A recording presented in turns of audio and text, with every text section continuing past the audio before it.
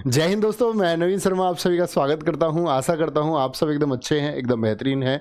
एक बार सारे प्यारे दोस्त बताएंगे आप सब कैसे हैं। उम्मीद करूंगा एकदम बेहतरीन होंगे, एकदम शानदार होंगे।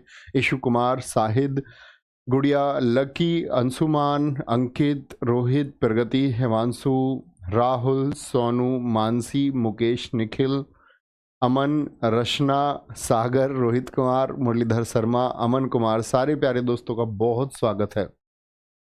और दोस्त, हम लोग पढ़ रहे थे भारत में विदेशी आक्रमणकारियों का क्रम। आप लोग मुझे बताएंगे क्या हमने पढ़ा कल की क्लास में। इस क्रम में हमने जाना बच्चे पहले इंडो ग्रीक शासकों के बारे में। इंडो ग्रीक शासकों में कौन आया भारत आक्रमण करने, जरा बताएंगे। और आपका हिंद यवन के साथ आई जी, फिर आई शकों का कौन आया शासक भारत में आक्रमण करने, जरा बताएंगे। फिर पहलवों का कौन आया संस्थापक, बताइए मतलब इनके। और फिर आपका कुषाण हम आज जानेंगे। तो मैंने बोला था इधर डेमेट्रियस शाखा के बारे में आपको समझाया था। आपका आंसर आना चाहिए सबका डेमेट्रियस है भैया। डेमेट्रियस शाखा भारत में आई। शकों में मैंने आपको बताया मेउस बोले या फिर मोगा कहें। पहलवों में कौन था, मिथ्रेडिट्स था। ये वो लोग हैं जो ईरान के पास वाले क्षेत्र से भारत में आए। और आज हम कुषाणों के बारे में जानेंगे, ठीक है। उससे पहले हम लोग ईरानी और यूनानियों के बारे में जान चुके। वेरी गुड, बहुत शानदार। तो जो पहलव और पार्थियव हैं, ये मैं कल बता चुका। मिथ्रेडेट्स इस वंश का सबसे शक्तिशाली शासक गोंडोफर्नीस है। आज यहां से शुरू करेंगे। ये देखेंगे कुषाण। जैसे भारत में हिंद यवन शासक आए। हिंद यवनों को हिंद यवन क्यों कहते हैं, मैंने आपको बताया कि यवन के वो लोग, यूनान के वो लोग जिन्होंने हिंदुस्तान के कुछ क्षेत्रों को जीत लिया था, उनको हम हिंद यवन कहते हैं। ठीक है दोस्त। अच्छा, अभी हम बात करते हैं ऐसी ही एक विदेशी शक्ति भारत में आई। कहां से आई? मिड एशिया से आई, एशिया मध्य से आई। संस्थापक इसके कौन है? कुजुल कुडफिसेस, बहुत पूछे जाते हैं। और कुजुल कुडफिसेस, कुषाण वंश जो था, ये कौन सी जनजाति थी मध्य एशिया की? यूची जनजाति। यूची जनजाति, इनकी तो जनजाति जान रहे हैं, बाकी की नहीं जान रहे हैं। तो भारत के इतिहास में जो विदेशी शक्तियां आई हैं, इन सभी में सबसे ज्यादा महत्व कुषाणों का है। इसीलिए कुषाणों के बारे में ज्यादा जानकारी हमको जरूरी होती है। कुषाणों ने भारतीय संस्कृति पर तो दोस्त प्रभाव डाला ही है, और भारत पर एक लंबे समय तक, भारत के एक बड़े क्षेत्र पर एक लंबे समय तक शासन भी किया है। ठीक है। तो कौन है संस्थापक? कुजुल कुडफिसेस। कुजुल कुडफिसेस का जो उत्तराधिकारी है, सक्सेसर है, वो विम कुडफिसेस है। इसको हम वास्तविक संस्थापक कहते हैं। दोस्त, इतिहास में जब कभी भी वास्तविक संस्थापक शब्द आए तो आपको एक बात समझनी होगी, जिसने सबसे अधिक प्रचार और प्रसार किए उस वंश के लिए, वो उस वंश का शक्तिशाली शासक है। ठीक है, बहुत बढ़िया। विम कुडफिसेस ने सोने के सिक्के चलवाए, जिसे द्विभाषीय मुद्रा कहा जाता है, बाइलिंगुअल करेंसी। बाइलिंगुअल मतलब दो भाषाओं में उस पर लिखा हुआ था। एक तो ग्रीक स्क्रिप्ट लिखी हुई थी, यूनानी लिपि, और एक खरोष्ठी लिपि लिखी हुई थी। कौन सी दो लिपि में सिक्के इसने चलवाए हैं विम कुडफिसेस ने? तो द्विभाषीय मुद्रा चलवाई। और कौन से? सोने के सिक्के। मैंने बच्चे आपको एक चीज बताई थी, जो गोल्ड कॉइन है, जो सोने के सिक्के हैं, वो हिंद यवन हम आंसर करेंगे। क्या? हिंद यवन। और हिंद यवन में भी अगर मैं शासक का नाम आपसे पूछूं तो कितने बच्चे बताएंगे? जो एक रिवीजन करते होंगे वो सब बोलेंगे भैया जी मिनांडर नाम लेंगे। तो कभी वंश का नाम लेगा तो हिंद यवन होगा, और शासक का नाम पूछेगा तो सबसे पहले भारत में मिनांडर होगा। लेकिन मान के चलिए हिंद यवन का जिक्र ही नहीं है विकल्प में, तो फिर कौन आएगा आपका? या मैं बोल दूं शासक मिनांडर का जिक्र नहीं है, तो हम कहेंगे विम कुडफिसेस। दोनों को रख करके, तो आप जानते दोनों को रखे तो पहले मिनांडर ने चलाए। ठीक है, पहले वाले को चुनते। आगे विम कुडफिसेस शैव धर्म का अनुयायी था। कौन से धर्म का? शैव धर्म का।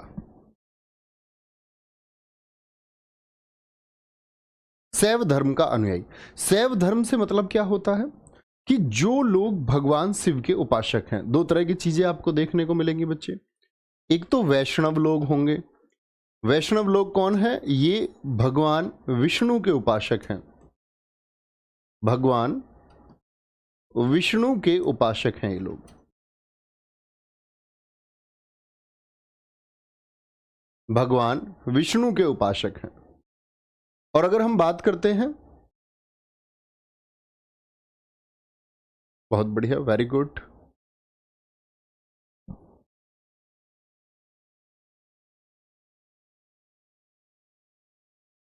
विम कुडफिसेस को सम्राटों का सम्राट और सर्वलोकेश्वर आदि नामों से जाना जाता है। लिखेंगे जी।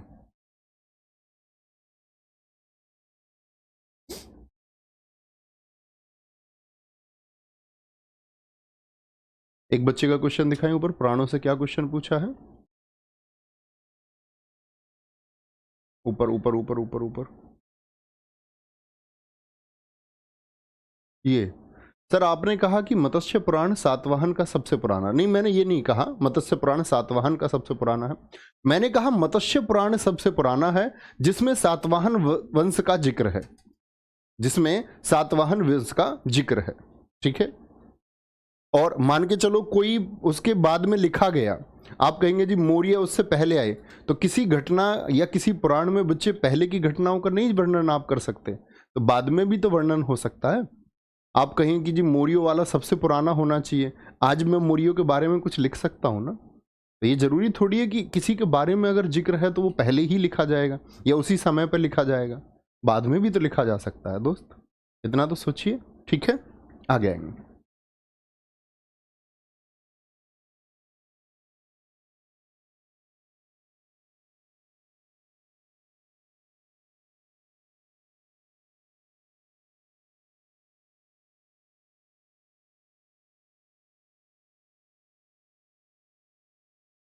लिखेंगे, ये बात लिख लें तब आगे बढ़ेंगे, ठीक है।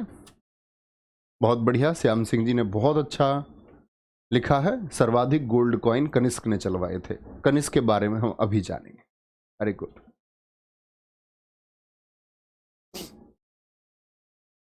वेरी गुड, वेरी गुड भैया। इनको नैनार संत भी कहते हैं, हाँ जी जी। जो शैव धर्म के लोग हैं ना, इनको हम बोलते हैं नैनार, नैनार, ठीक है। क्या बोलते हैं इनको? नैनार संत।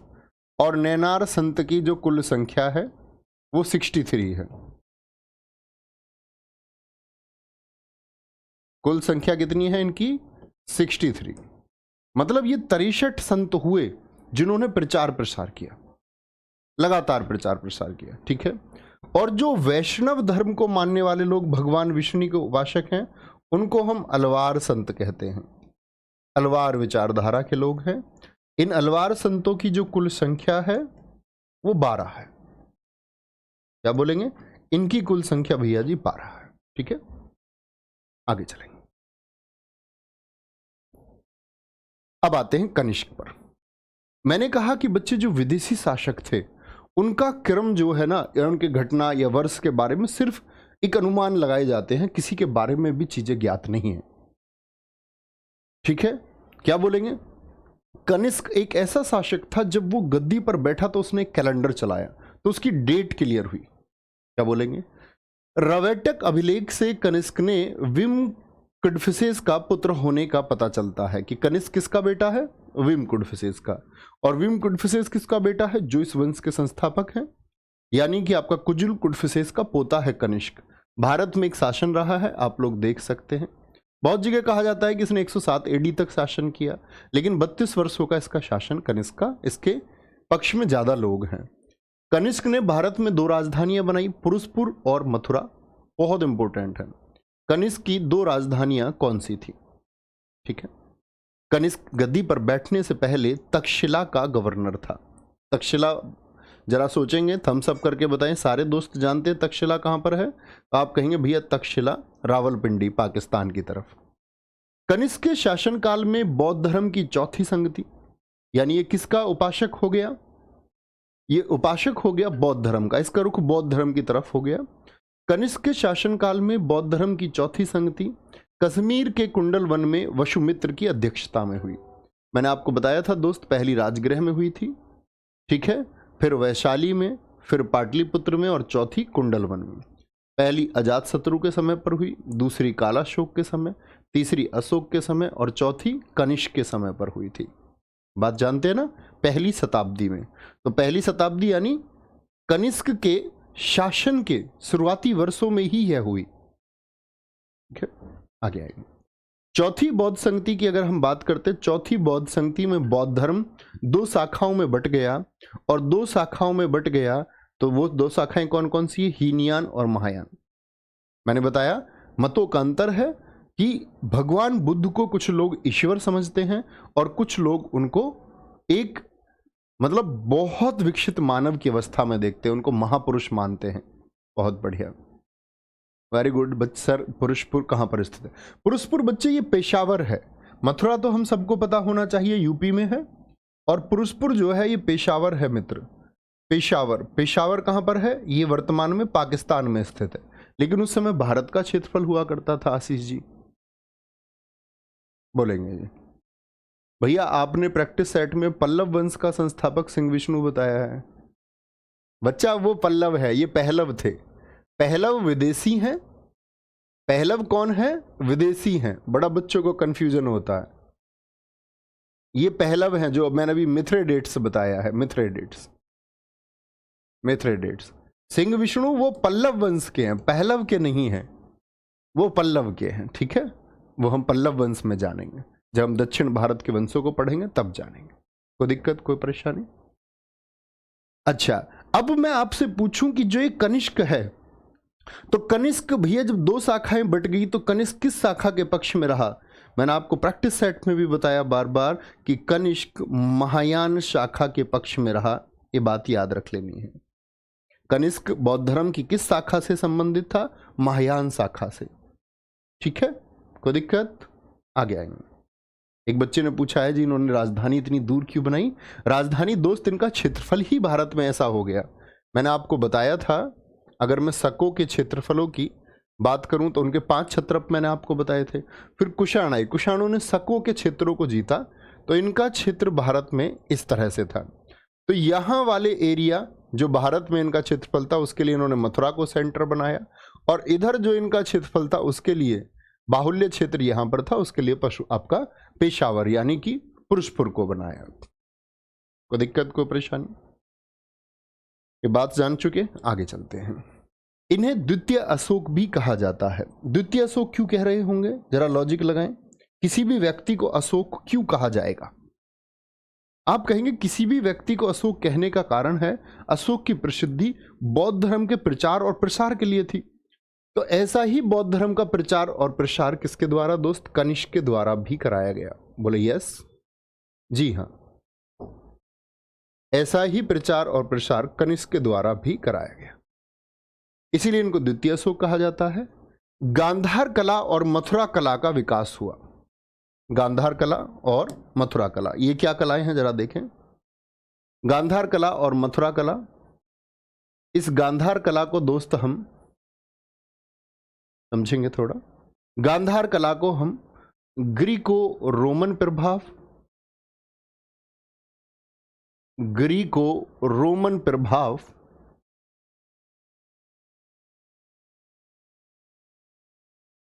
या इसी को हम इंडो ग्रीक कला भी कहते हैं।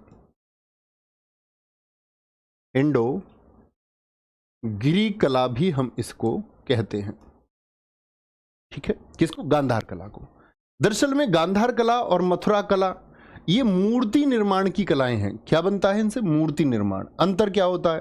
जैसे थोड़ा सा अंतर मैं बताऊं, भगवान बुद्ध की मूर्तियां देखी होंगी आपने। जो गांधार कला है उसमें भगवान बुद्ध योग मुद्रा में बैठे हुए हैं, योग मुद्रा में। ठीक है, और जो मथुरा कला है उसकी मूर्तियों में जो बुद्ध हैं वो पद्मासन की अवस्था में बैठे हुए हैं, पद्म आसन लगा रखा है उन्होंने। अब ये मत कहने लगना भैया आसन लगा के दिखा दो, आपने देखे होंगे बुद्ध को मुद्राएं। एक योग मुद्रा है, बहुत पूछा जाता है कि भगवान बुद्ध के ज़्यादातर फोटो वो योग मुद्रा की हैं जिसमें उनकी आंखें बंद हैं, जिसमें वो ध्यान लगा रहे हैं। एक आंखें खुली हुई वाली जो अवस्था है, आंखें खुली वाली अवस्था जो है वो पद्मासन है। भैया खेटक क्या है? खेटक नहीं बच्चे, रवेटक होगा, रवेटक, खेटक नहीं, रवेटक। कोई दिक्कत, कोई परेशानी? यहां आते हैं। इन्होंने शुद्ध सोने के सिक्के, तो कभी पूछे शुद्ध सोने के सिक्के किसने चलवाए हैं? वो कनिष्क ने चलवाए। अकेला शासक है, सूर्य देवता और हेलियोक्लीज का प्रतीक यानी कि ये बच्चे जो लोग थे हेलियोक्लीज की पूजा करते थे, और हेलियोक्लीज जो साइन था वो भगवान सूर्य की किरणों के जैसा, ये भगवान सूर्य को समर्पित था। अगर कनिष्क के मैं दरबारियों की बात करूं, बहुत ज्ञानी खुद कनिष्क भी रहा, तो ज्ञानी व्यक्ति ज्ञानियों की ही संगत में रहता है।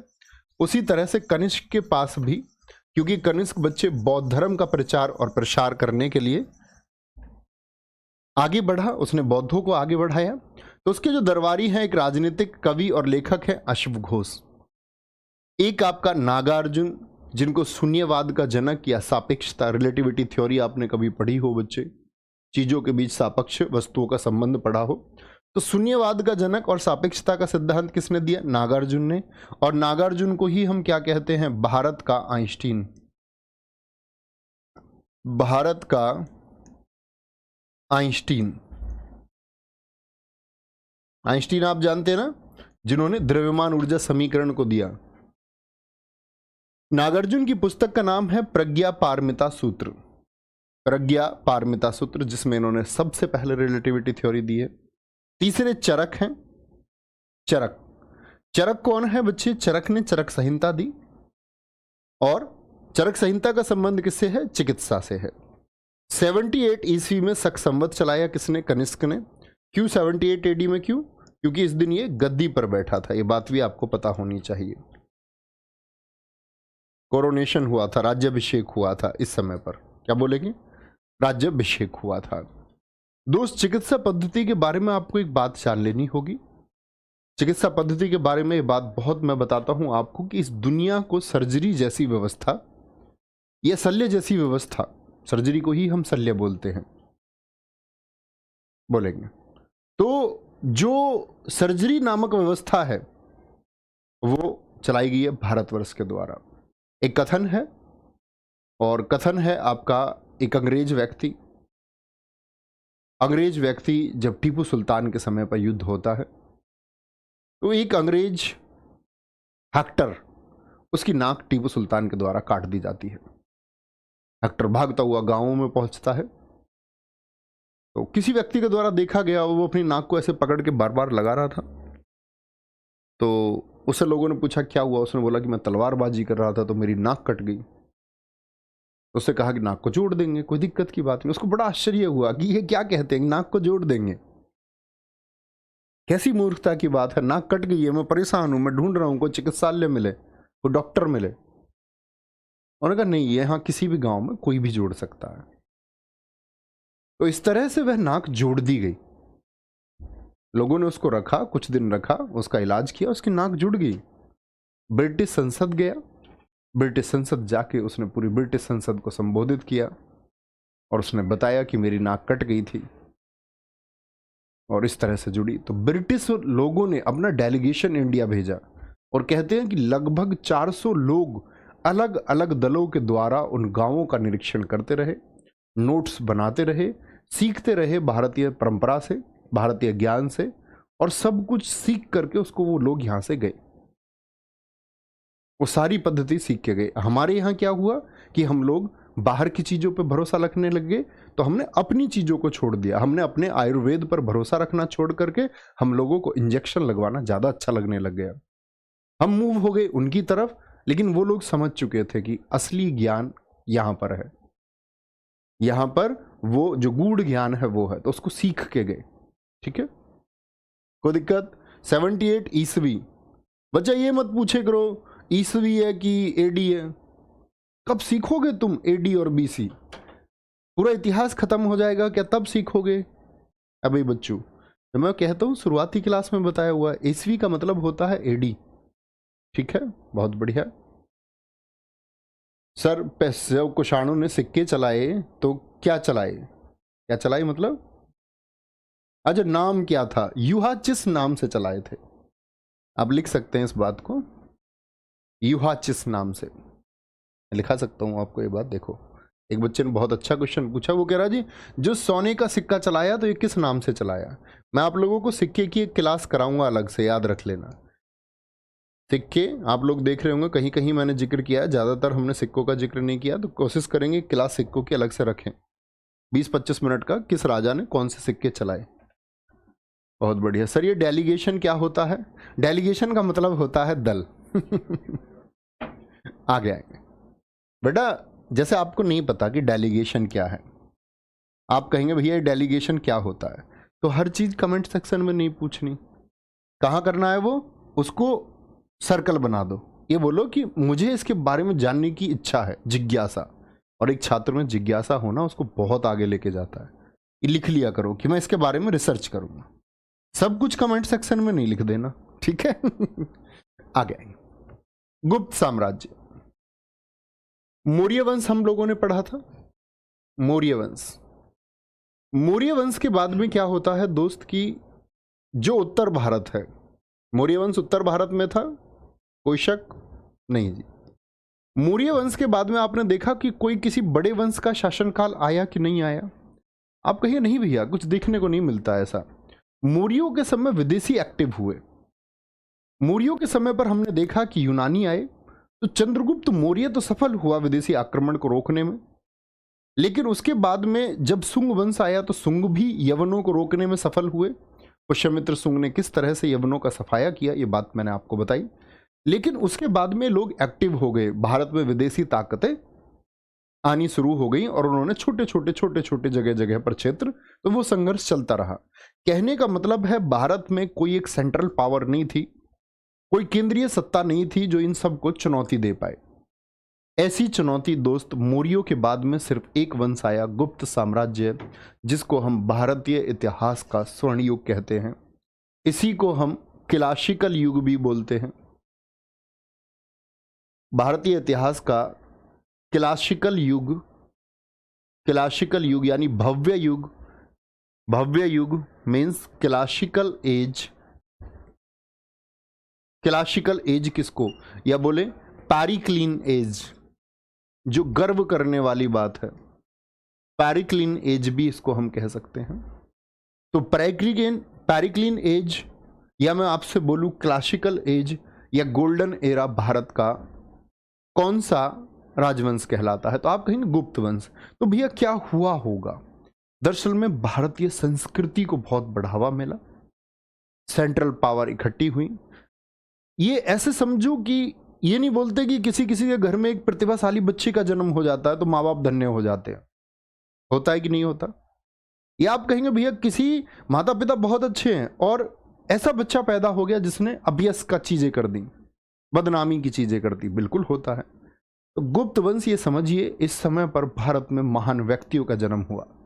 आर्यभट्ट जैसे लोग, वराहमिहिर जैसे महान गणितज्ञ, कालिदास जैसे महान विद्वान, छपणक जैसे महान ज्योतिष, वोकेब यानी कि शब्दकोश पर काम करने वाले अमरकोश, इतने महान व्यक्ति समय पर बच्चे आए। या मैं बोलूं कि भारत आने वाले विदेशी लोगों में पाहियान एक ज्ञान बाहर से लाकर के यहां प्रचारित करता है, भारत से सीख कर भी जाता है। तो इस समय पर क्या हुआ कि भारतीय संस्कृति गुफाओं में, चित्रों में आदि में आप लोगों को तरक्की देखने को मिलती है। देखेंगे बहुत बढ़िया। विजय जी कह रहे हैं अंतरिक्ष से प्रणाम। मेरे दोस्त पूरे अंतरिक्ष को प्रणाम। वेरी गुड, लेकिन अंतरिक्ष से नीचे भी आ जाना। सर जी एक बार एडीबीसी का अंतर बता दो। पहली क्लास में बताया हुआ है, फर्स्ट क्लास देखिए, फर्स्ट क्लास, तब अंतर समझ में आएंगे। गुप्त वंश के संस्थापक कौन थे? श्रीगुप्त। श्रीगुप्त के बाद में कहते हैं घटोत्कच कोई शासक हुए। किस वर्ष में कोई प्रमाण मिलता नहीं। इसी गुप्त साम्राज्य का जो मुख्य वर्ष माना जाता है वो 319 एडी माना जाता है। जी किसका है 319 एडी? क्योंकि 319 एडी में बच्चे चंद्रगुप्त प्रथम गद्दी पर बैठे। चंद्रगुप्त प्रथम, इन्हीं को गुप्त वंश का वास्तविक संस्थापक माना जाता है। कि चंद्रगुप्त प्रथम जब गद्दी पर बैठते हैं तो उनसे पहले कौन हुए? घटोत्कच। और उनसे भी पहले कौन हुए? श्रीगुप्त। क्योंकि कुछ सिक्कों की खुदाई हुई और उन सिक्कों पर यह वर्णन मिलता है कि गुप्त वंश में कोई व्यक्ति श्रीगुप्तस्य था, जिससे पता चलता है कि शायद गुप्त वंश की नींव रखने वाला कोई व्यक्ति था। तो वास्तविक संस्थापक किसको मानेंगे? चंद्रगुप्त प्रथम को। ठीक है। चंद्रगुप्त प्रथम जिस दिन गद्दी पर बैठा वह 319 एडी में गुप्त संवत चलाया। संवत का मतलब दोस्त कैलेंडर होता है। जिन बच्चों को, जैसे आप जो कैलेंडर इस्तेमाल करते हैं, ठीक है, आप जो कैलेंडर इस्तेमाल करते हैं, तो हम कहेंगे भैया फिर हम कौन सा? तो याद रख लेना, जो भारत सरकार है, इंडियन गवर्नमेंट है, भारत सरकार शक संवत का इस्तेमाल करती है। भारत सरकार का जो पंचांग है उसका संबंध किससे है? कनिष्क के शक संवत से है। तो पूछा जाता भारतीय सरकार किस संवत का इस्तेमाल करती है, उसका संबंध शक संवत से है। तो कैलेंडर बड़े इंपॉर्टेंट है। ये भी कब का है? 319 एडी। 319 एडी, एडी मतलब जो कैलेंडर अभी चल रहा है, 2023 चल रहा है, जैसे 2023 एडी है, ठीक है। आगे आएंगे। उसी दिन राजा रानी का सिक्का चलाया था। सर कनिष्क ने महायान को ही क्यों अपनाया? Very good. जैसे बच्चे मैंने आपसे कहा कि बेटा अगर सिलेक्शन लेना है तो कमेंट सेक्शन से दूर रहना है, तो आपने मेरी बात सुनी नहीं, तो आपकी मर्जी हुई, आपका मन किया कि आप कमेंट करें, तो आपने कमेंट कर दिया। इस तरह उसकी भी अपना एक शैक्षिक चुनाव रहा होगा, उसने दोनों को देखा होगा, दोनों शाखाओं को, उसको महायान की शिक्षाएं अच्छी लगी होंगी, ठीक है। कोई दिक्कत, कोई परेशानी? आगे उसी दिन राजा रानी का सिक्का चलाया था। किसने? राजा रानी का सिक्का किसने चलाया? चंद्रगुप्त प्रथम ने चलाया, चंद्रगुप्त प्रथम ने, ठीक है। पत्नी कौन है? कुमार देवी। किसकी पत्नी है? कुमार देवी, चंद्रगुप्त प्रथम की। इन्हीं की याद में इन्होंने राजा रानी का सिक्का चलाया, ठीक है, अपनी पत्नी कुमार देवी की याद में। एक बच्चे ने बहुत अच्छा प्रश्न किया है, सर सुश्रुत जी का क्या संबंध है? सुश्रुत जी भी चरक से, जो आपका चरक जी का काम है, सुश्रुत जी का भी वही संबंध है। दोनों लोगों ने भारत में बच्चे सर्जरी यानी शल्य व्यवस्था को दिया है। अगर बोलूं मैं आपसे कि सबसे पहले ये शल्य व्यवस्था किसने दी, तो सबसे पहले सुश्रुत ने दी, ठीक है। कोई दिक्कत, कोई परेशानी? इतनी बात में नोट करेंगे एक बार। मैंने बोला वास्तविक संस्थापक है चंद्रगुप्त। एक बच्चे ने बहुत अच्छा क्वेश्चन पूछा है, कह रहा है कि जी 78 से 319 के बीच क्या हुआ? पहले तो दोस्त आपने मेरी बात सुनी नहीं शायद। 78 से 110, अगर आप ये कहते कि 110 से लेकर के 319 के बीच में क्या हुआ, इन 219 सालों में क्या हुआ, तो भारत छोटे छोटे राज्य सत्ताओं में, छोटे छोटे हिस्सों में, छोटे छोटे बिना केंद्रीयकृत शासन के जुड़ा रहा, ठीक है। ये बात आपको पता होनी चाहिए। कोई दिक्कत? नोट करेंगे आराम से और मुझे बता देंगे, एक बार नोट कर लेंगे।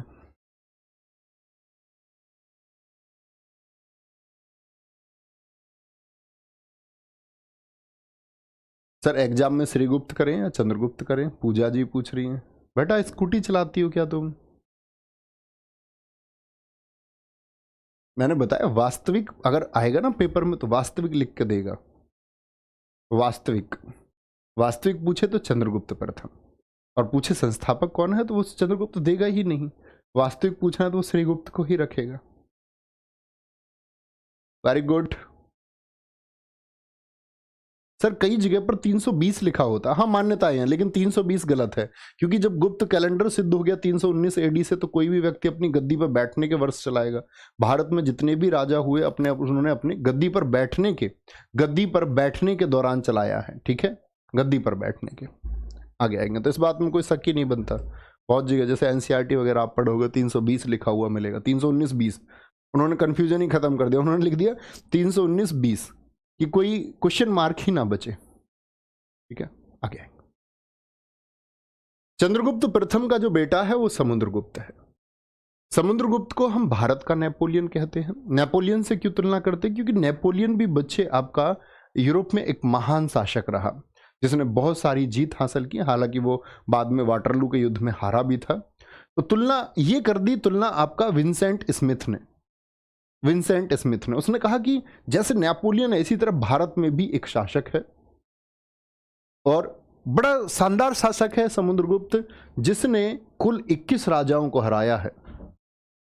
9 उत्तर भारत के नॉर्थ के शासक और 12 दक्षिण भारत के शासक, एस फॉर साउथ के शासक। और जितने भी साउथ के शासक हैं उनके लिए इसकी पॉलिसी थी ग्रहण मोक्षानुग्रह पॉलिसी। ये क्या होती थी? ग्रहण मोक्षानुग्रह। इसके द्वारा इसने बच्चे समझना, ग्रहण मोक्षानुग्रह नीति में इसका क्या काम था? इसने पालन किया कि दक्षिण के जितने भी क्षेत्रों को इसने जीता उनको वापस लौटा दिया। मतलब सिर्फ अपनी ताकत सिद्ध करने के लिए कि दक्षिण वालों तुम ये ना समझना उत्तर में कोई कमजोर है, अपना प्रभाव स्थापित करने के लिए इसने दक्षिण के राजाओं को हराया और पर्शब क्या बोलते हैं उसको, ग्रहण मोक्षानुग्रह की नीति के तहत उनको फिर वापस में संबंध बना के छोड़ भी दिया। सत्ता स्वीकारी, टैक्स देते थे समुद्रगुप्त को। उत्तर भारत के शासकों को बच्चे इसने पर्शब बोधरण पॉलिसी से हराया, मतलब इनका इसने ग्रहण कर लिया था, पर्शब बोधरण नीति। बहुत पूछा जाता है कि समुद्रगुप्त की उत्तर भारत के शासकों के लिए क्या नीति थी। आपका आंसर क्या आएगा? इसी बार आपका यूपीपीसीएस परीक्षा 2022 में पूछा गया, दक्षिण भारत के शासकों के लिए उसकी नीति क्या थी। ठीक है जी। भारत का नेपोलियन इसको किसने कहा है? विंसेंट स्मिथ ने। और विंसेंट स्मिथ की बच्चे बुक का नाम है अर्ली हिस्ट्री ऑफ इंडिया। यह भी भारत के इतिहास को जानने के लिए एक महत्वपूर्ण पुस्तक है।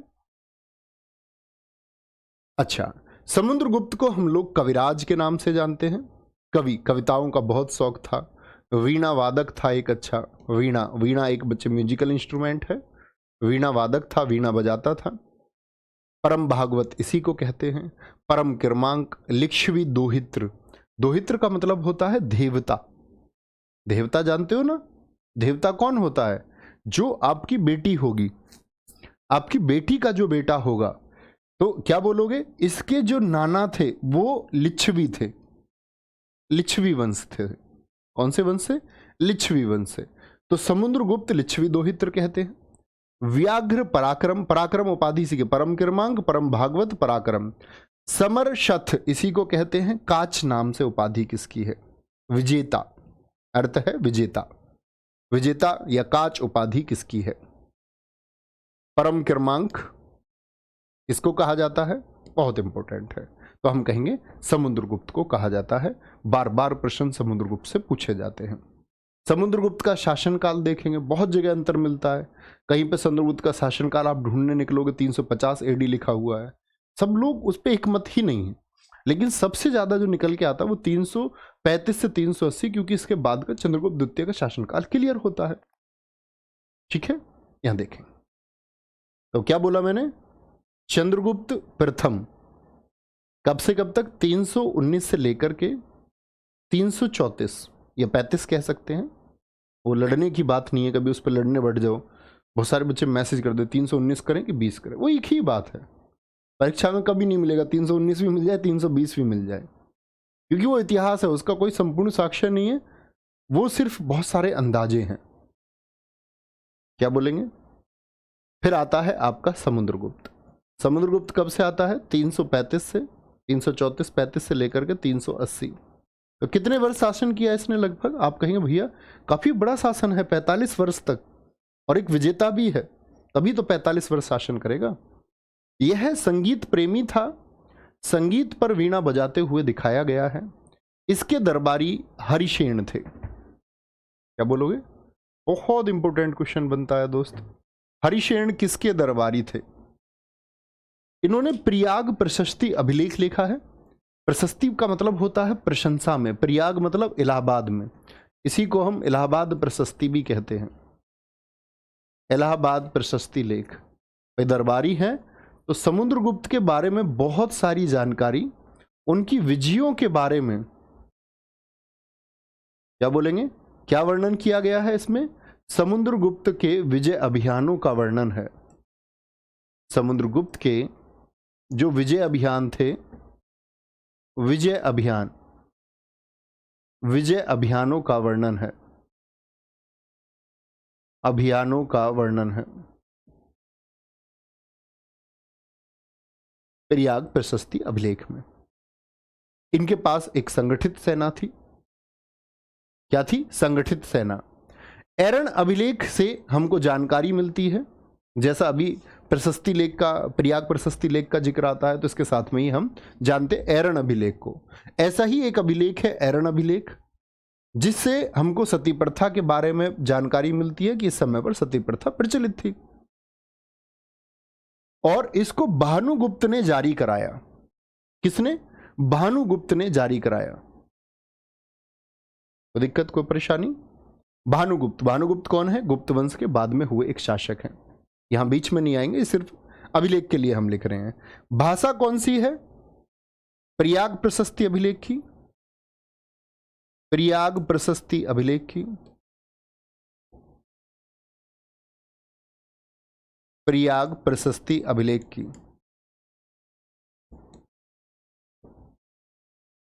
प्रयाग प्रशस्ति अभिलेख की बोलेंगे।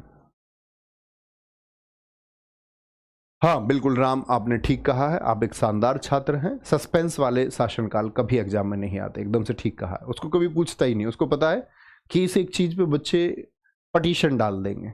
ठीक है, आगे आएंगे। Very good,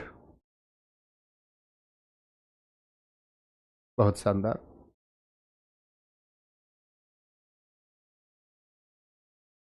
very good very good very good, आगे चलेंगे।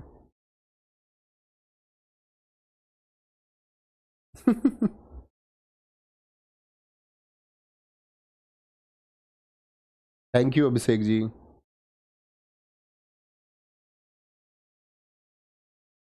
सर धरणीबद्ध नीति क्या है? एक बच्चे ने पूछा है, उसने पढ़ा होगा पक्का कहीं। धरणीबद्ध नीति बच्चे ये है कि जो समुद्रगुप्त था उसका सपना था कि वो पूरी धरती को बांध लेगा। बांध मतलब रस्सियों से नहीं, उसका मतलब था कि सिकंदर की तरह वह धरती को जीत लेगा, पूरी धरती उसके बंधन में होगी, उसके हिसाब से चलेगी। तो समुद्रगुप्त कहते हैं कि जब अपनी विजयों के लिए चला तो उसकी नीतियों को धरणीबद्ध कहा गया। अरे गुड, बहुत शानदार। ये शानदार छात्र होते हैं, इनकी वजह से बाकी बच्चे भी कुछ चीजें जान पाते हैं। वेरी गुड, चलिए जी आगे आगे आएंगे। अब आते हैं समुद्रगुप्त। समुद्रगुप्त के दो बेटे हुए, समुद्रगुप्त के दो पुत्र हैं। दो पुत्र कौन कौन है? एक पुत्र है चंद्रगुप्त द्वितीय, ये छोटा बेटा है, यानी चंद्रगुप्त प्रथम का पोता है ये छोटा पुत्र है। और रामगुप्त है ये बड़ा पुत्र, बड़ा पुत्र। ये कहानी आप जानते हो, कुछ ने सुना हो तो। दरअसल में समुद्रगुप्त के बाद में हम लोग अक्सर पढ़ते हैं कि चंद्रगुप्त द्वितीय गद्दी पर आया, लेकिन वो एक मिथ्या बात है, वो गलत बात है जहां कहीं भी लिखी हुई है। समुद्रगुप्त के बाद में गद्दी पर रामगुप्त आया कुछ महीने भर के लिए, और महीने भर के लिए आया तो इसी समय पर शकों का आक्रमण भी भारत में हुआ। पैरेलल थी ये चीजें, शक भी उस समय पर एक्टिव थे। तो शकों का एक राजा है रुद्र तृतीय। कौन है? रुद्र तृतीय। और रामगुप्त की पत्नी थी ध्रुव देवी। ध्रुव देवी बहुत सुंदर। मैसेज पहुंच गया किसके पास? रुद्र तृतीय के पास में, कि ऐसे ऐसे कि जो शासक हैं रामगुप्त, ये बड़ा कमजोर शासक है। इसके बारे में पूरे साम्राज्य में ये मैसेज फैलने लग गया कि समुद्रगुप्त ने गद्दी अपने कमजोर पुत्र को सौंप दी है, जबकि चंद्रगुप्त द्वितीय एक मेधावी, क्या बोलते हैं, एक बहुत वीर और बलिष्ठ शासक था। तो भाई साहब ने मैसेज भेज दिया इसके पास में, रामगुप्त के पास में, कि बोला रामगुप्त या तो पत्नी दे दो या युद्ध करते राज्य दे दो। तो रामगुप्त भारतीय इतिहास का ऐसा कलंक हुआ है कि अपनी पत्नी को देने को तैयार हो गया।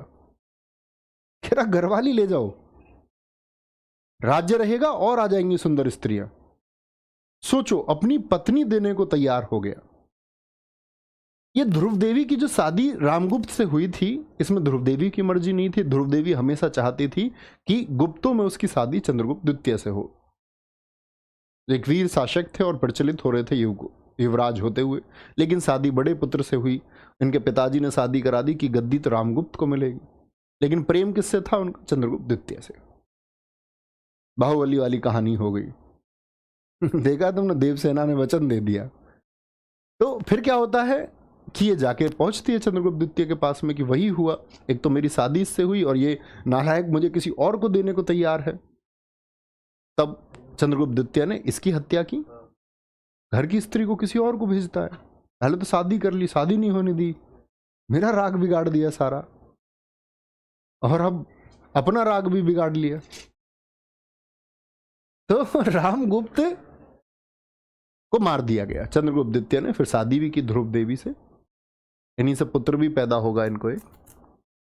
तो क्या बोलेंगे, शकों का जो राजा है, फिर चंद्रगुप्त द्वितीय ने जाके इसको पराजित किया। कि आइए तुमको हम देते हैं ध्रुव देवी। इसीलिए चंद्रगुप्त द्वितीय को सकारी कहा गया है। सक धन अरी, सको का दुश्मन, शकों का दुश्मन। नाटक देवी चंद्रगुप्तम में लिखा हुआ है। क्या बोलोगे? ये जो जिक्र है सारा, ये किसका जिक्र है? देवी चंद्रगुप्तम। विशाखा दत्त ने नाटक लिखा है। लेखक कौन है इसके? वहां से हमको ये संपूर्ण जानकारी मिलती है। विशाखा दत्त ने, विशाखा दत्त ने। जैसे कुछ बच्चे कहते हैं, एक बच्चे ने भी लिखा, जी कैसे पता चला इन्होंने ही लिखा? या कैसे कोई बच्चा हर बात पे क्वेश्चन मार्क लगाता है। मैंने बोला ना, क्वेश्चन मार्क तो आप हर किसी पे लगा सकते हैं, हम अपने फैमिली मेंबर्स पे लगा सकते हैं। हमको कुछ चीजें विश्वास करनी होती है। लेख है, अन्य उस समय के लेखकों के द्वारा भी मिलता, मैच होता है। जैसे मैं कहने लग जाऊं कि आइंस्टीन ने द्रव्यमान ऊर्जा समीकरण दिया, इस बात का क्या प्रूफ है? उसका कोई दोस्त रहा होगा, आइंस्टीन ने उसको मार दिया होगा उससे थ्योरी लेके, या उसने ये बोल दिया होगा कि आइंस्टीन मैं तुमको बोलूंगा बंद कमरे में, बाहर जाके तुम संबोधित करोगे अंदर कमरे में। शक करने को कुछ ना भी करते रहो, कोई अर्थ नहीं है उसका। ठीक है, ये शकों का अंतिम शासक था भारत में, जिसको किसने हरा दिया? चंद्रगुप्त द्वितीय ने। तो गद्दी पर कौन आया? चंद्रगुप्त द्वितीय आया। चंद्रगुप्त द्वितीय गद्दी पर कब आता है? 380 एडी से 414 एडी। 34 वर्षों का बड़ा महत्वपूर्ण शासक है। अगर मैं कहूं गुप्त वंश को हम कहें कि किसकी वजह से उसको गोल्डन पीरियड कहा जाता है, तो वो चंद्रगुप्त द्वितीय की वजह से कहा जाता है मित्र। क्योंकि ये वो व्यक्ति है जिसको अकबर ने भी कॉपी किया। जैसे इन्होंने नवरत्न रखे अपने दरबार ने, अकबर ने इनको कॉपी कर लिया। इनके पास बहुत विद्वान लोग थे। विक्रमादित्य इनको हम इसीलिए कहते हैं। विक्रमादित्य कोई नाम नहीं है, विक्रमादित्य एक उपाधि है, राजा धारण करते थे। ठीक है, बहुत बढ़िया। चंद्रगुप्त द्वितीय की उपाधि क्या है? शकारी, विक्रमांक। परम भागवत बच्चे चंद्रगुप्त द्वितीय को भी और समुद्रगुप्त को भी गुप्त वंश में कहा गया है। विक्रमादित्य, ये 14 विक्रमादित्य हुए टोटल, उनमें से ये एक है। ठीक है, विक्रमी संवत 57 बीसी में उज्जैन के शासक ने चलाया शकों को हरा के। अब बहुत सारे बच्चे सोचते हैं कि ये चंद्रगुप्त द्वितीय के द्वारा चलाया गया, लेकिन चंद्रगुप्त द्वितीय के द्वारा नहीं चलाया गया। किसके द्वारा चलाया गया? ये तो 57 बीसी में, ये 380 एडी में है। एडी मतलब आज वाला टाइम, और ये है 57 बीसी में, यानी 2023 प्लस 57। मैंने कहा बीसी को ऐसे जोड़ के निकाल लिया करो, तो क्या बन जाएगा आपका? 5 20 70 80, 2080 साल पहले ये चला था विक्रमी संवत, 2000 साल पहले। और ये चंद्रगुप्त द्वितीय कब आए? तो एडी को हमेशा घटाया करो, 2023 में से 380 को घटा लो, लगभग 400 ही, ये 1600 साल पहले आए हैं। तो इन दोनों का अंतर कितना है? 380 प्लस 57 है, 427 वर्षों का अंतर है। सॉरी, 437 वर्षों का। तो समान कभी नहीं समझना, 437 सालों के अंतर को कभी भी कंफ्यूज होने लग जाए तो ये बेवजह का कंफ्यूजन होगा। इसका मतलब होगा कि आप सोचना नहीं चाहते। ठीक है, आगे आएंगे। इनके दरबार में नवरत्न रहते थे। नवरत्न, नवरत्न का मतलब होता है रत्न। रत्न किसको बोलते हैं हम? आभूषण को। ऐसा व्यक्ति जिसमें बहुत गुण हो उसको हम रत्न कहते हैं। महाकवि कालिदास हैं, जिनको हम भारत का शेक्सपियर कहते हैं। शेक्सपियर क्यों जी? शेक्सपियर दरअसल में बच्चे, शेक्सपियर हम कहते हैं इनको इस वजह से क्योंकि शेक्सपियर जो है ये ब्रिटेन कहें या कहें इंग्लैंड का एक लेखक है, इंग्लैंड का लेखक है। और इसने प्रेम कहानियां बहुत लिखी हैं। जैसे आप लोगों ने सुना होगा रोमियो जूलियट, दो बड़े घरानों के बीच में, एक घराने में रोमियो है, एक में जूलियट है, दोनों के बीच में प्रेम हो जाता है, लेकिन दोनों घराने एक दूसरे के दुश्मन हैं, तो रोमियो जूलियट की जान जाती है। हैमलेट से लेकर के जूलियस सीजर आपने 11वीं 12वीं में पढ़ी होगी। Macbeth, the King Lear. जब मैं बहुत छोटी क्लास में था, 8वीं 9वीं में, तो हमारी बहन जी तब बीए में थी, बड़ी वाली। तो बीए में इंग्लिश लिटरेचर होता है, तब मैंने ये कहानियाँ पढ़ी थी। तो उनकी किताबें थी, उसमें इंग्लिश में और हिंदी रूपांतरण होता था, तो मैं हिंदी रूपांतरण पढ़ता था उनका। और कहानी अच्छी थी। जैसे पहले किंग लियर से होता है, एक राजा होता है, उसकी 3 बेटियां जिसको वो प्यार नहीं करता, अंतिम समय में वही उसकी मदद करती है। तो कहने का मतलब है बहुत सारी प्रेम कहानियां शेक्सपियर ने लिखी। ऐसे ही महाकवि कालिदास जी ने मेघदूतम लिखा। मेघदूतम बहुत चर्चित रचना है दुनिया की, दुनिया को थ्योरी देने वाली पुस्तक। मेघदूतम की कहानी है, सुनी होगी शायद आप सब लोगों ने, नए बच्चे नहीं सुन पाते हैं, सुन लीजिए। मेघदूतम की कहानी यह है कि राजा कुबेर जो अलकापुरी में रहते थे, भगवान शिव जी के बड़े उपासक थे, बहुत पूजा करते थे उनकी। वो एक यक्ष उनके यहाँ नौकरी करता था, वो उनके लिए 100 कमल लेके आता था और वो 100 मंत्र बोलते थे और शिवलिंग पर चढ़ाते थे।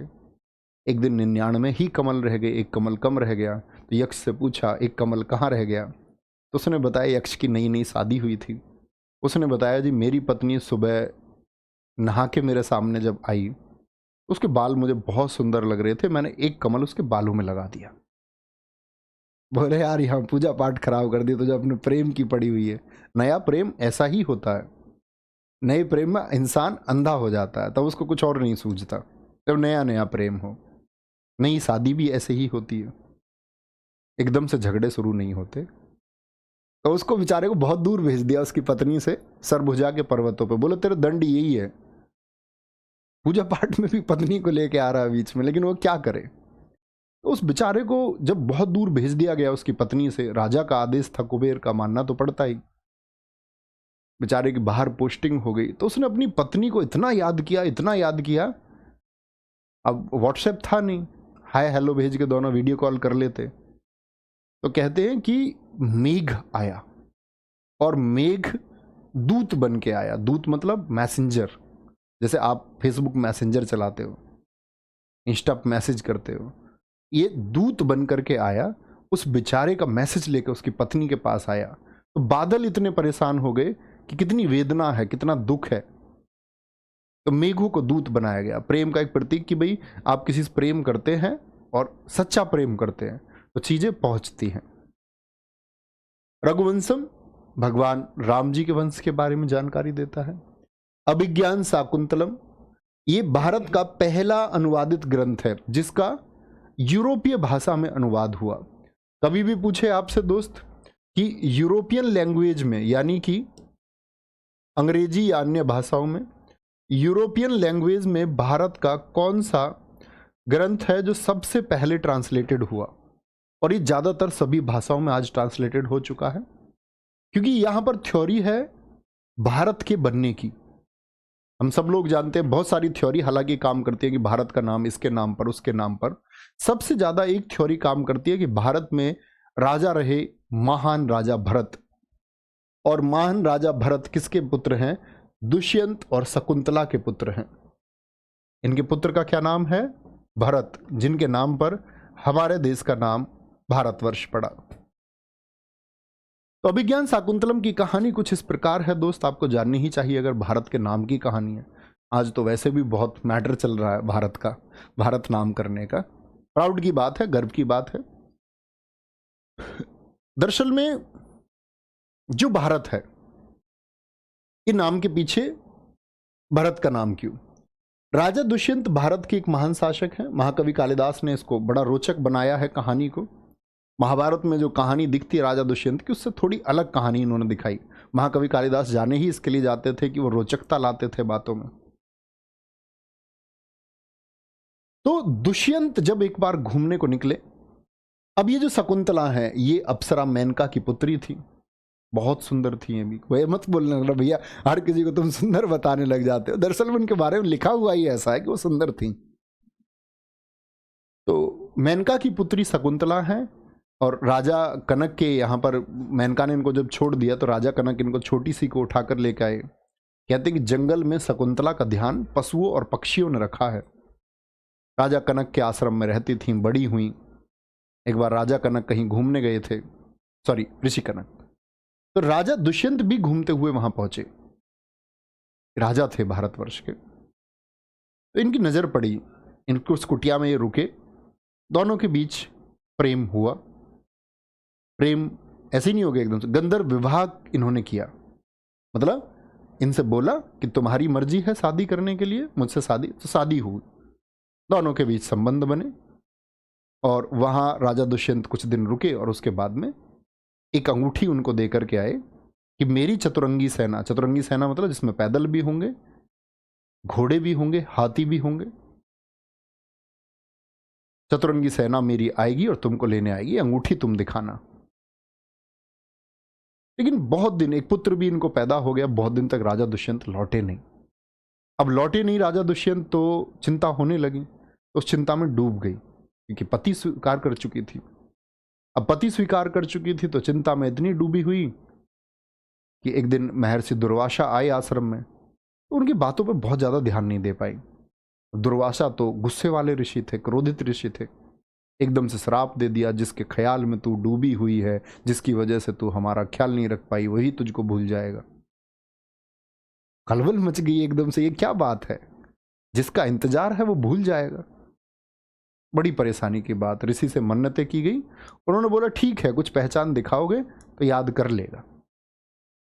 फिर राजा कनक से इन्होंने आशीर्वाद लिया कि मैं अब मेरा बच्चा बड़ा हो रहा है, पिताजी इसके आए नहीं है, भरत बड़ा हो रहा है, तो भरत को ले जाती है नदी पार करते हुए कि राजा के पास चलते हैं, दुष्यंत के पास में, और उनसे बोलते हैं जाके कि ये तुम्हारा पुत्र है और तुम वादा करके गए थे, तुम आए नहीं वापस लौट के, बेवफा हो गए तुम। तो काम ये हुआ, कमाल ये हुआ कि वो जो अंगूठी थी वो नाव से उस नदी में गिर गई, नदी पार करते टाइम। वहां पहुंची, उन्होंने दावा किया पत्नी होने का, राजा दुष्यंत तो भूल चुके थे, श्राप था, तो उन्होंने, सब लोगों ने बड़ी खिल्ली उठाई दुष्यंत शकुंतला की, बोलते बोलते कि इस खंड का सबसे मार्मिक हिस्सा यही है अभिज्ञान शाकुंतलम का, जिसमें आपको दर्द दिखेगा कि एक पत्नी दावा कर रही है, वादों को याद दिलाने की कोशिश करी, लेकिन सामने वाले व्यक्ति ने डिनाई कर दिया। आना पड़ा वापस आए तो पुत्र को पालना भी शुरू किया। लेकिन गलती ये हुई कि वो जो अंगूठी गिर गई थी नदी में, वो एक मछली के पेट में पहुंच गई। मछुआरे ने पकड़ी मछली तो अंगूठी निकली, राजा की अंगूठी बहुत प्रसिद्ध थी। तो ऐसी ही अंगूठी मिलने के बाद में राजा के लोगों ने उसको पकड़ लिया, मछुआरे को। तब राजा दुष्यंत को ध्यान आया। यहीं पर हम किस्सा देखते हैं कि राजा दुष्यंत जब अपनी भूल का यानी पश्चाताप को खत्म करने के लिए पहुंचते हैं, तब एक बच्चा सिंह का मुंह खोले हुए है। वही वो बच्चा है भरत, जो हमने छोटी कक्षाओं में पढ़ा है। ठीक है सर, आप मेरी प्रेम कहानी लिख देना। ठीक है भाई साहब, लिखेंगे।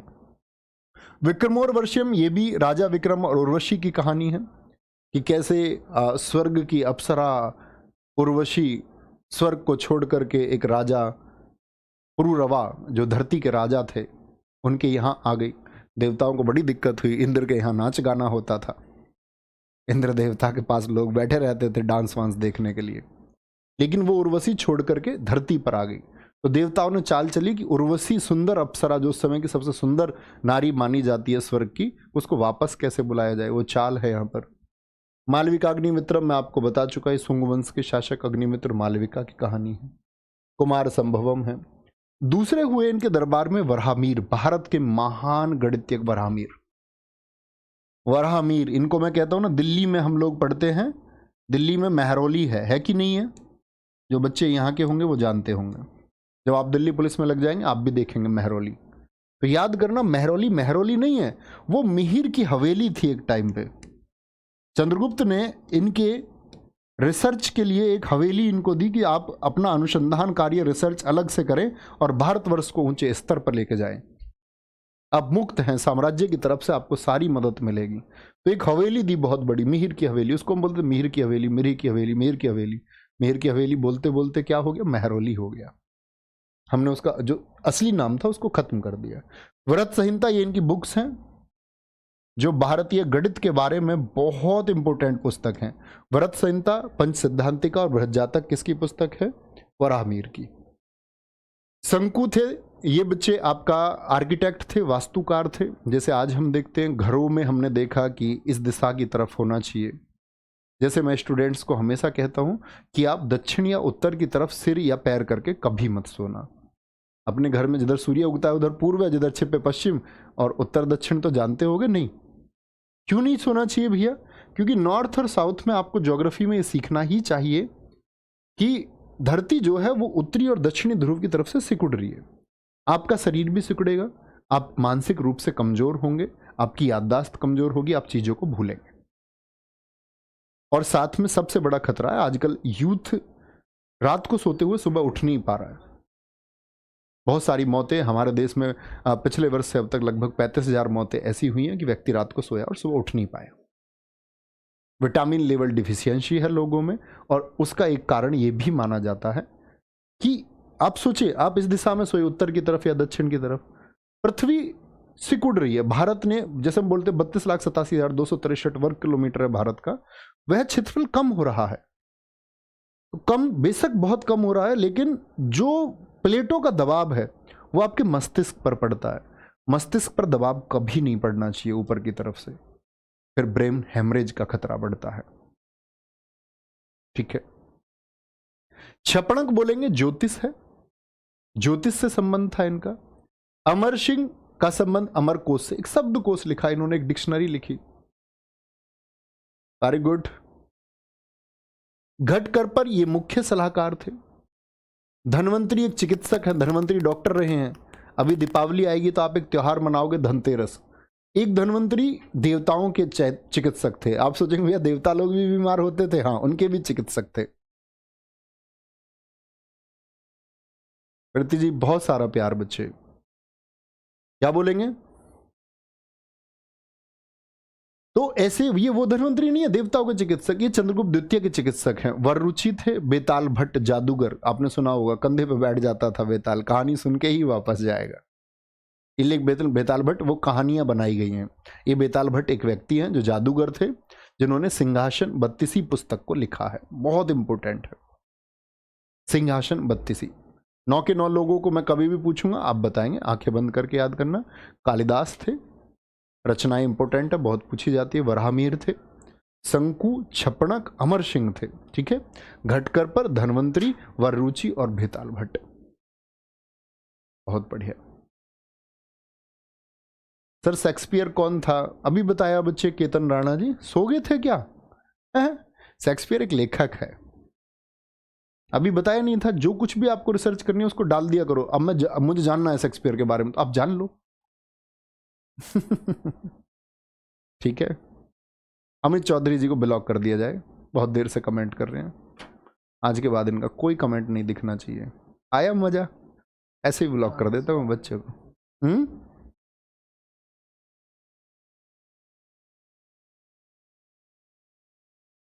आया स्वाद? नहीं आया, कभी कह ही नहीं पाओगे।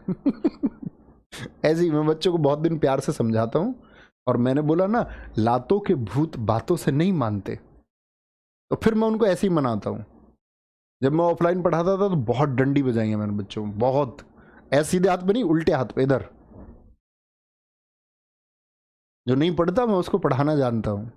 पढ़ोगे बेटा? आगे आओ।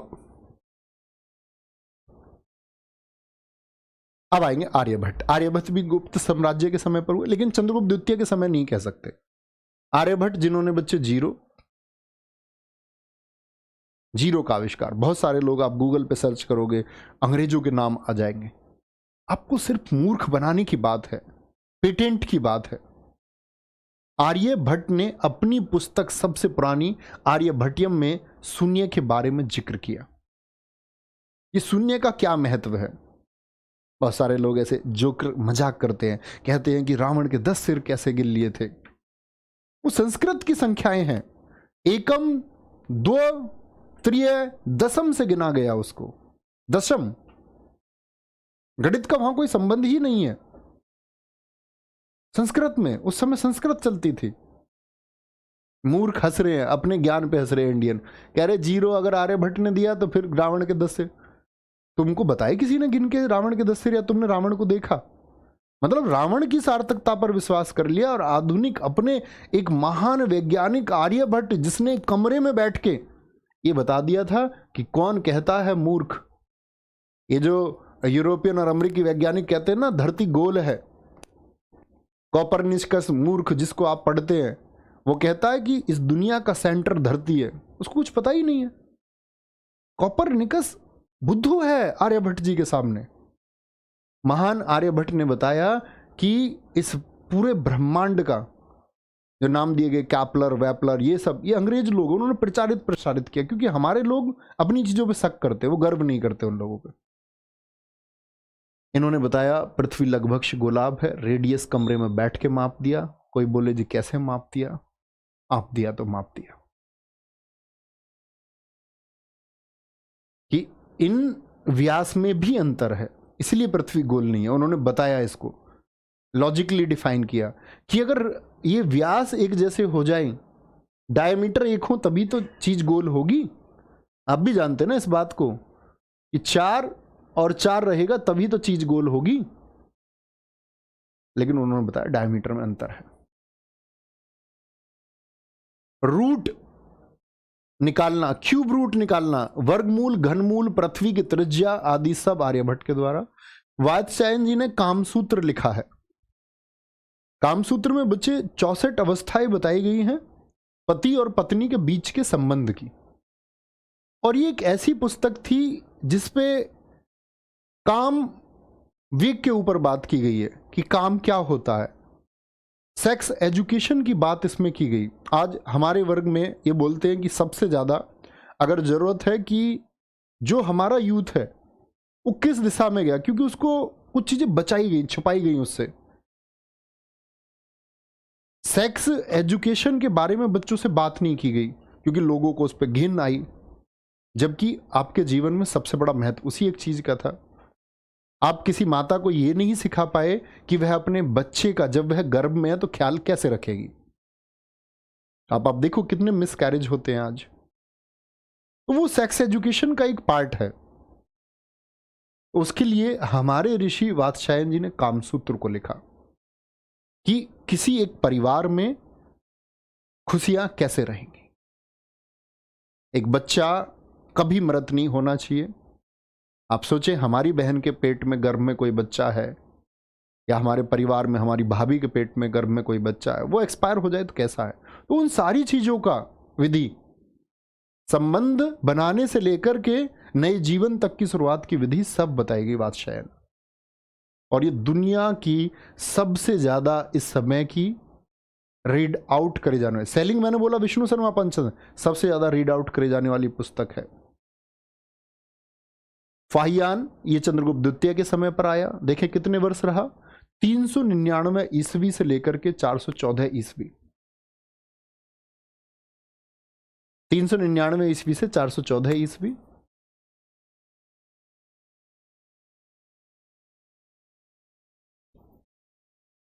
बोलेंगे एक बार, सर क्या तैयारी करने वाले बच्चों को महाकवि कालिदास की रचनाएं पढ़नी चाहिए? हाँ, क्यों नहीं,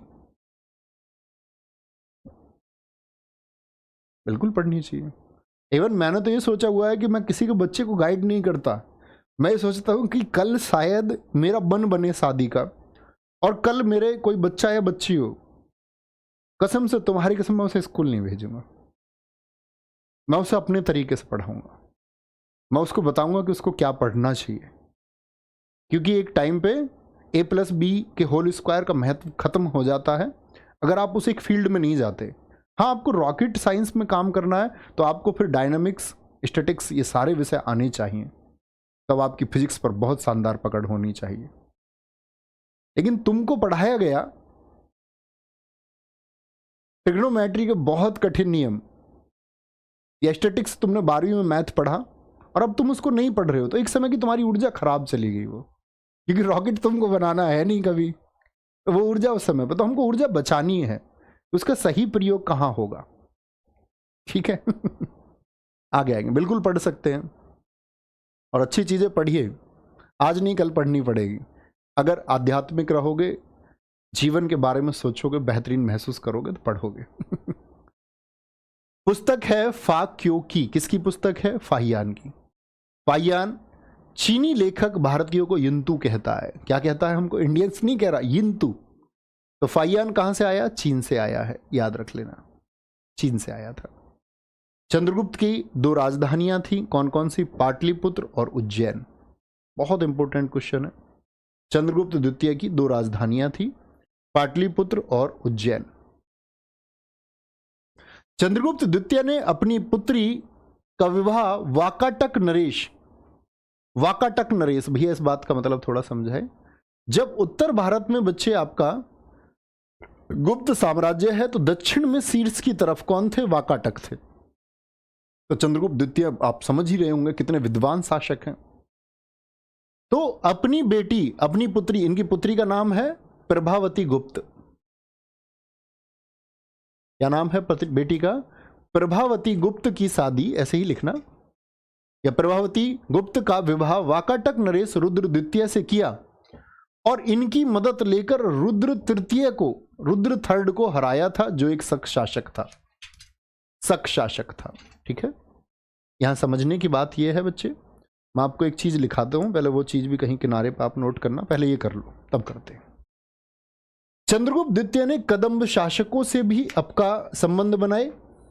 कदम्ब शासक, कदम्ब शासकों में बच्चे इसके फाउंडर लिख लेना, कदम्बों के संस्थापक थे कौन? मयूर शर्मा, बड़े पूछे जाते हैं, मयूर शर्मा। और राजधानी भी लिख लेना कदम्ब की, कैपिटल जो थी मित्र इनकी, राजधानी थी बनवासी, वनवासी।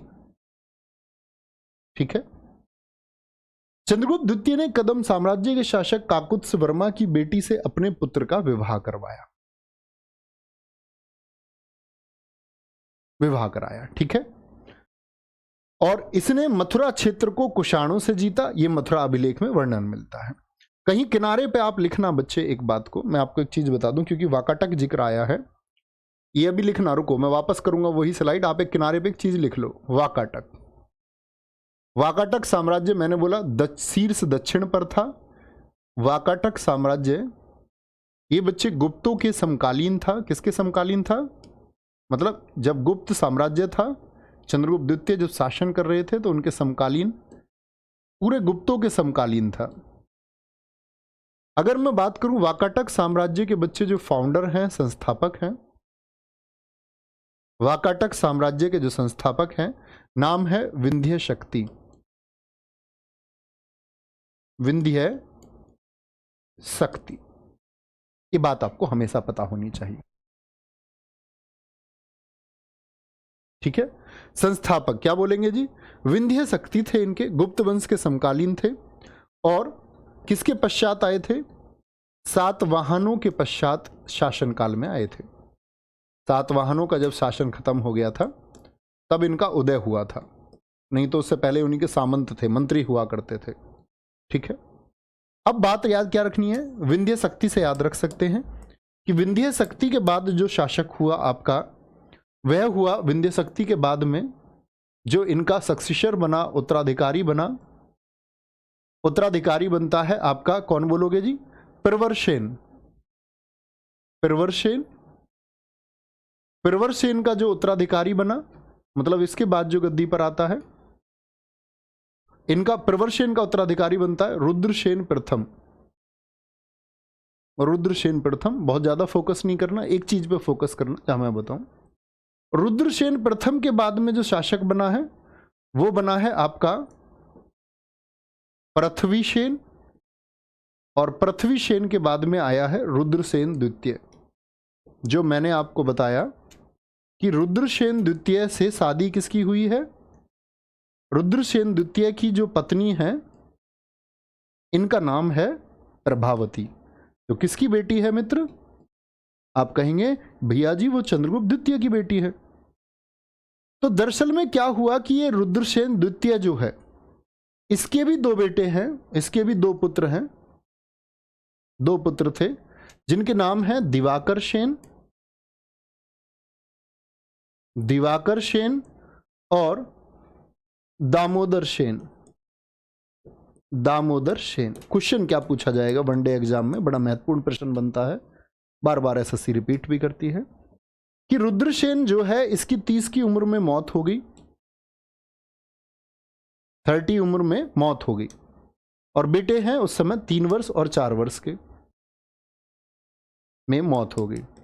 तो ये जो प्रभावती है ये संरक्षिका बनकर रही है।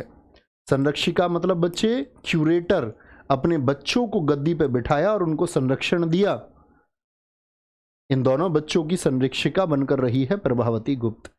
तो कभी भी पूछे कि कौन सी महिला है जिसने वाकाटक वंश में एक संरक्षिका के रूप में कार्य किया, तो आप क्या बोलेंगे? ये प्रभावती गुप्त है। प्रभावती गुप्त किसकी बेटी थी? वो गुप्त साम्राज्य के महान शासक चंद्रगुप्त द्वितीय की बेटी थी। ठीक है, वेरी गुड, बहुत स्वागत है।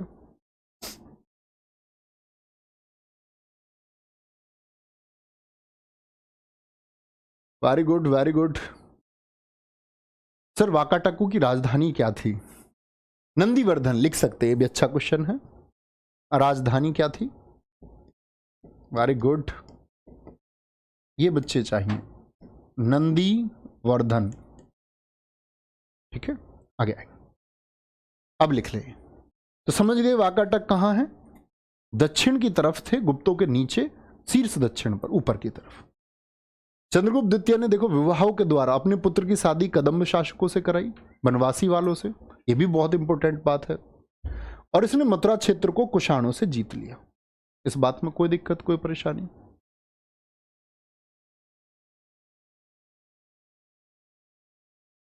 थैंक यू, बहुत सारा प्यार मेरे भाई दिखाई बच्चे का, इतने अच्छे शब्द आपके बच्चे। हम लोगों की सबसे बड़ी कमाई यही है मेरे हिसाब से, पैसे से बढ़ के है। Sir it is not a class, it is a emotion. Abhishek Dikshit ji, बहुत थैंक यू मेरे दोस्त, इतने प्यार के लिए। आप ये समझ पाते हैं तो मेरे लिए गर्व की चीज है। Thank you. मेहरौली लोह स्तंभ अभिलेख चंद्रगुप्त द्वितीय ने लिखवाया है। कहां पर? मेहरौली। अब मेहरौली समझ गए ना, मेहरौली क्या है? मिहिर की हवेली है। और ये यहां पर लोहे का स्तंभ है एक, आप गूगल कर सकते हो उसको। ठीक है, आयरन पिलर चंद्रगुप्त द्वितीय। ये बड़े कमाल की बात है, वैज्ञानिकों के लिए रिसर्च की बात है। आप कभी कुतुब मीनार परिसर में जाओगे, मैंने बोला ना दिल्ली पुलिस की वर्दी पहनोगे तो कुतुब मीनार पे भी ड्यूटी लगेगी। और जब वो ड्यूटी लगे या उससे पहले कभी जाओ तो आप देखना कुतुब मीनार परिसर में, कुतुब मीनार के सामने एक लोहे का पोल गढ़ा हुआ है, उस पर लिखा हुआ है, चंद्रगुप्त ने लिखवाया है।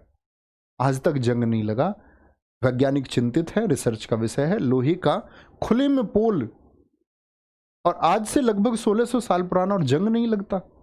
बड़े कमाल की बात है। सांची के स्तंभ लेख से ग्रामदान के बारे में पता चलता है कि इन्होंने ग्रामदान भी किया चंद्रगुप्त द्वितीय ने। चंद्रगुप्त द्वितीय के समय की जानकारी का सबसे अच्छा रिसोर्स देवी चंद्रगुप्तम है, जिसके लेखक कौन है? विशाखा दत्त है। ठीक है, विशाखा दत्त है। चंद्रगुप्त द्वितीय का जो उत्तराधिकारी हुआ वो कुमारगुप्त हुआ, 414 से 454। माता कौन है? ध्रुव देवी। अब समझ गए ध्रुव देवी? तो क्या रामगुप्त का बेटा है? नहीं, पिता इसके चंद्रगुप्त है, क्योंकि चंद्रगुप्त ने शादी कर ली, ऐसे समझ लो, अपनी भाभी से, क्योंकि उनके दोनों की ही शादी होनी थी दरअसल में। वो तो रामगुप्त नालायक बीच में आ गया। पिता चंद्रगुप्त द्वितीय हैं, लिखे हुए हैं, सॉरी पिता, मैंने देखा नहीं, पिता लिखे हुए हैं। Very good. नालंदा विश्वविद्यालय की स्थापना की एकमात्र क्वेश्चन पूछा जाता है। नालंदा कहाँ है? बिहार में, राजगीर में। भारतीय ज्ञान का सबसे बड़ा केंद्र है। कल यहीं से शुरू करेंगे अपनी क्लास को। ठीक है, कुमारगुप्त से मैं आपको बताऊंगा नालंदा के बारे में, भारतीय ज्ञान का कितना बड़ा केंद्र था, हमारे लिए कितनी सम्मान की बात है। गर्व किया करो जब भारत के सम्मान की बात आए ना, उस एक चीज को जिया करो, प्राउड फील किया करो, तो एक अलग तरह की ऊर्जा आपके अंदर बहेगी। ख्याल रखिए, बाय बाय, टेक केयर, जय हिंद, जय भारत, जय मां सरस्वती। Thank you.